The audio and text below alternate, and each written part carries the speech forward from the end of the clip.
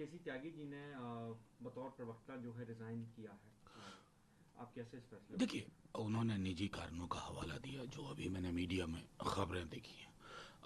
मेरा टिप्पणी करना उचित नहीं होगा, एक दल का आंतरिक मामला है। त्यागी जी ने निजी कारणों से दिया, लेकिन इतना तो मैं जानता हूं कि उनके साथ काम भी किया है कई फोरम पर, खास करके पैलेस्टीनियन फोरम पे हम लोग साथ मिलते रहे हैं।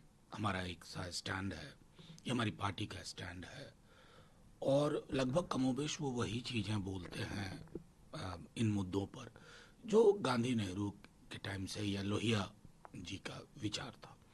अब अगर उसको उससे किसी को गुरेज हुआ हो, मैं उसमें तह में नहीं जाना चाहता, लेकिन एब्सोल्युटली अगर निजी कारणों से वो दिया तो उनका वो फैसला है। सर, एक नोटिफिकेशन आया इलेक्शन कमीशन का, क्योंकि हरियाणा में चुनाव होने हैं, जम्मू कश्मीर में होने हैं, तारीखों में बदलाव हुआ। बीजेपी की तरफ से पहले एक पत्र भी दिया गया था। आप इसको मानते हैं कि क्या एक जेन्युइन ये जो हुआ है नोटिफिकेशन वो जेन्युइन है, या इसके पीछे भी कुछ ना कुछ मैं राजनीतिक? इलेक्शन कमीशन पर तो टिप्पणी करने से अब इनकार कर रहा हूँ। अगर बीते कुछ वर्षों में किसी एक संस्था की गरिमा हम्म, आ, में एवलांस लगातार हुआ है तो उसमें इलेक्शन कमीशन है। अब क्या कहूँ, मैं तो बार बार कहता हूँ, शेर सुना देंगे फिर इस पर भी कोई ना कोई। तो किरदार में वजन बढ़े, ये हमारी उम्मीद होनी चाहिए, लेकिन वजनी शेर सुनाए इसके लिए भी, और ये भी बताएं कि ऐसा पिछली कितनी बार हुआ है, कितने बार विपक्ष के दलों ने जब कहा है तो उस पर तवज्जो दी गई है। क्योंकि इलेक्शन कमीशन का काम है आर्टिकल 324 के तहत ये free and fair election conduct करना। सिर्फ ये हर्फ नहीं है, फ्री दिखे, फेयर दिखे, लेवल प्लेइंग फील्ड दिखे, और वो दिखना बंद हो गया।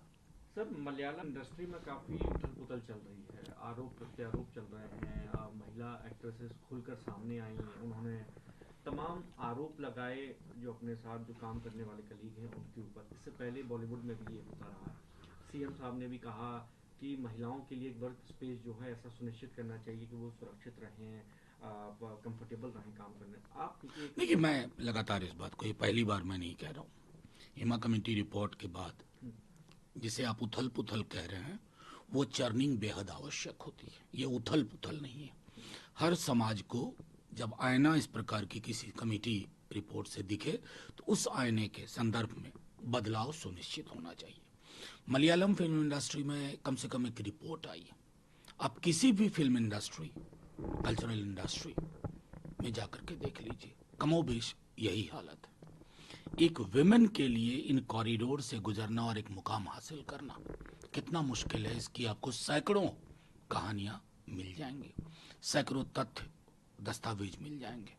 मैं समझता हूं कि इस कमेटी रिपोर्ट पर प्रतिक्रिया ले दे करके कहानी यहीं खत्म ना हो। एक क्लिनजिंग प्रोसेस हर जगह होना चाहिए, वो बेहद अहम है। सर, विश्वा शर्मा ने एक स्टेटमेंट दिया था, और साथ में विधानसभा में जुमे की नमाज को लेकर जो है चीज़ें फैसला लिया गया, जिसके बाद तेजस्वी यादव जी की तरफ से भी आया कि चाइनीज़ वर्जन बनना चाहते हैं योगी आदित्यनाथ के। आपको लगता है कि जो असम में हुआ और जो फिर राजनीतिक बयान आना शुरू हुए, वो जायज़ थे एक दूसरे के ऊपर, या इसमें कुछ ना कुछ नहीं नहीं, तब तो बदलाव होना नहीं चाहिए नहीं, था? देखिए, तेजस्वी जी ने जो कहा ना, वो हम आप डेली बात करते हैं। हम्म, जब हम किसी चीज को कहते हैं ना कि ये चाइनीज माल की तरह है, हम्म, यानी कि टिकाऊ नहीं है। हम्म, आप देखिए, मैं सैकड़ा उदाहरण बीजेपी के लोगों का, ये फलाना चीज चाइनीज उपयोग मत करो, ये टिकाऊ नहीं होता है। उस संदर्भ में उन्होंने एक बात कही, और संदर्भ क्या था? संदर्भ था डॉग विसिल पॉलिटिक्स, ध्रुवीकरण की राजनीति। और जहां तक रही बात शब्दों की गरिमा की, हम्म, तो मैं तो कहूंगा, भैंस मंगलसूत्र मुजरा को कहां रखते हैं? हम्म, जिनको भी थोड़ा कष्ट हुआ ना तेजस्वी जी की इस बात से, जरा भैंस, मंगलसूत्र, मुजरा, टोटी काटेगा, बिजली काटेगा, ये कौन महापुरुष बोल रहे थे? मैं नहीं बोल रहा था, तेजस्वी जी नहीं बोल रहे थे, ये देश के माननीय प्रधानमंत्री जी की जुबान है। तो वो कहते हैं ना, जब कभी दूसरों पर तबसरा कीजिए, सामने आईना रख लिया कीजिए। एक आखिरी सवाल ले लेते हैं। महाराष्ट्र में प्रोटेस्ट हो रहा है, जो स्टैचू गिरा उसके खिलाफ जो है अब आवाज़ उठाई जा रही है। उधर फडणवीस जी कह रहे हैं कि ये लोग नेहरू जी ने कब लाल किले से खड़े होकर शिवाजी जी के बारे में जो है चर्चा की या उनके बारे में कोई वाकया कही। कांग्रेस पार्टी से भी पूछे इस बारे में, और ये जो प्रोटेस्ट कर रहे हैं वो गलत। नहीं, फडणवीस साहब को आप बड़ा कोट कर रहे हैं। बहुत परेशान चल रहे हैं वो अपनी पार्टी में, बहुत परेशान है। उनके हाथ से सब कुछ निकल गया है। बीजेपी भी उनका विकल्प तलाश रही है। वो किसी को इकट्ठा न कर पाए, न मुद्दों को, न व्यक्तियों को, न दलों को। रही बात शिवाजी महाराज की, शिवाजी महाराज को सिर्फ माल्यार्पण से नहीं होता फडणवीस साहब। शिवाजी महाराज की पूरी जिंदगी देखिए। और ये जो प्रोटेस्ट है ना, ये करप्शन के खिलाफ है। करप्शन क्यों ऐसा हो रहा है कि आप लोगों की डबल इंजन में बनी हुई चीजें हल्के से हवा के झोंके में उड़ जाती हैं, पुरानी कई चीजें बरकरार हैं। ये बेईमानी के खिलाफ प्रोटेस्ट हो रहा है। वो भी आपको बुरा लग रहा है? क्या चाहते हैं, बेईमानी के पक्ष में खड़े हों लोग? कमाल है।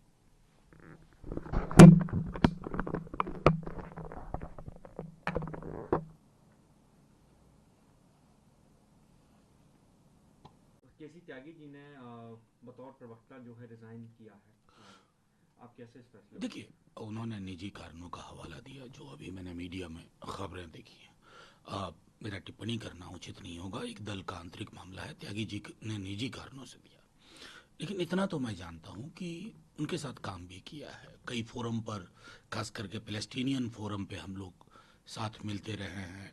हमारा एक सा स्टैंड है, ये हमारी पार्टी का स्टैंड है, और लगभग कमोबेश वो वही चीज़ें बोलते हैं इन मुद्दों पर जो गांधी नेहरू के टाइम से या लोहिया जी का विचार था।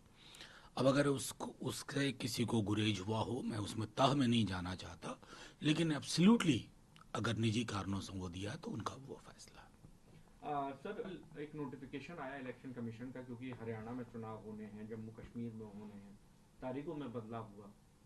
बीजेपी की तरफ से पहले एक पत्र भी दिया गया था। आप इसको मानते हैं कि क्या एक जेन्युइन ये जो हुआ नोटिफिकेशन वो जेन्युइन है, या इसके पीछे भी मैं इलेक्शन कमीशन पर तो टिप्पणी करने से अब इनकार कर रहा हूँ। अगर बीते कुछ वर्षों में किसी एक संस्था की गरिमा में एवलांस लगातार हुआ है तो उसमें इलेक्शन कमीशन है।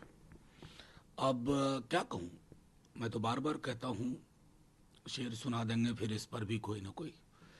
तो किरदार में वजन बढ़े, ये हमारी उम्मीद होनी चाहिए, लेकिन वजनी शेर सुनाए इसके लिए भी, और ये भी बताएं कि ऐसा पिछली कितनी बार हुआ है, कितने बार विपक्ष के दलों ने जब कहा है तो उस पर तवज्जो दी गई है।